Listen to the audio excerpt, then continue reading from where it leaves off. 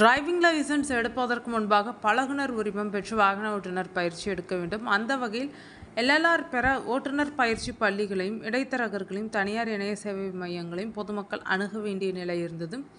இதில் தேவையற்ற செலவு பொதுமக்களுக்கு ஏற்பட்டது. மேலும் இந்த முறையில் வெளிப்படைத்தன்மை இல்லாமலும் இருந்த நிலையில் அதில் முக்கிய மாற்றத்தை போக்குவரத்து துறை கொண்டு வந்தது. எல்எல்ஆர் மற்றும் ஓட்டுநர் உரிமம் பெறுவது குறித்து எந்தவித புகார்களும் இடமளிக்காத வகையில் இதனை மேம்படுத்துவதற்கும் நடைமுறையில் உள்ள சிக்கல்களை களைவதற்கும் பொதுமக்கள் வசிக்கும் இடங்களுக்கு அருகாமையில் இந்த சேவையை கொண்டு சேர்ப்பதற்கும் தமிழ்நாடு அரசு இந்த முடிவை எடுத்தது.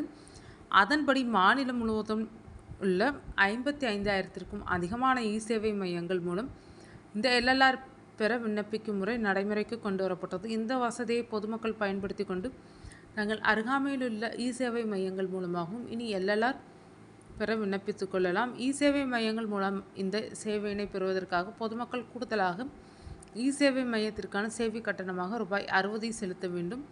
ஒப்புதல் அளிக்கப்பட்ட எல்எல்ஆரை வழக்கம் போல விண்ணப்பதாரர்கள் பதிவிறக்கம் செய்து கொள்ளலாம். தொடர்ந்து மோட்டார் வாகனத்துறை மூலம் பொதுமக்கள் பெறக்கூடிய இதர சேவைகளையும் இ-சேவை மையங்கள் மூலமாக விண்ணப்பிப்பதற்கு போக்குவரத்து துறை நடவடிக்கை எடுத்து வருகிறது.